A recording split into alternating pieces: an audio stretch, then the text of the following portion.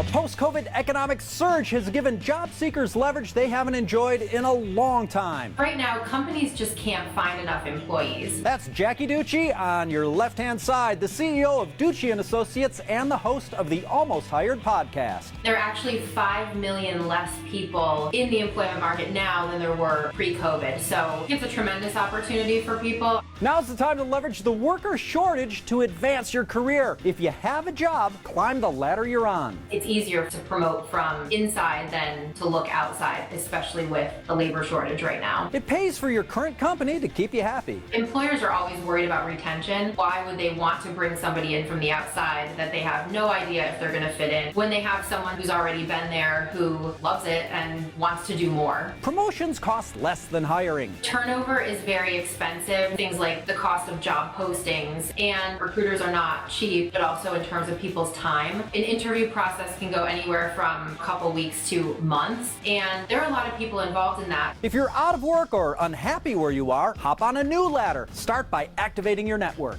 Don't just rely on the online postings to find opportunities. The more different things you try, the better your odds of landing somewhere quickly. So be creative in terms of how you're looking. Put the word out to your contacts on social media and share your expertise in online groups. And let employers know if you used your downtime to grow. If you're somebody that's picked up some new skills during the pandemic, make sure that stuff is highlighted on your resume. And now's the time to think big and apply for stretch jobs. Your odds of being qualified for something now that you wouldn't have been previously are much higher just because there's not that level of competition anymore. Don't worry if you don't check every box in a job description. In the past, I would never recommend that because it's a waste of time, but now the whole landscape has completely changed with employment. Companies really are picking people that they maybe wouldn't have a year ago. Help companies connect the dots to what you do know. You have to really spell out the skills that you have from other jobs and how they translate into the new job, because that could make all the difference in actually getting selected for something. And more than ever, companies are willing to bridge skills gaps with training.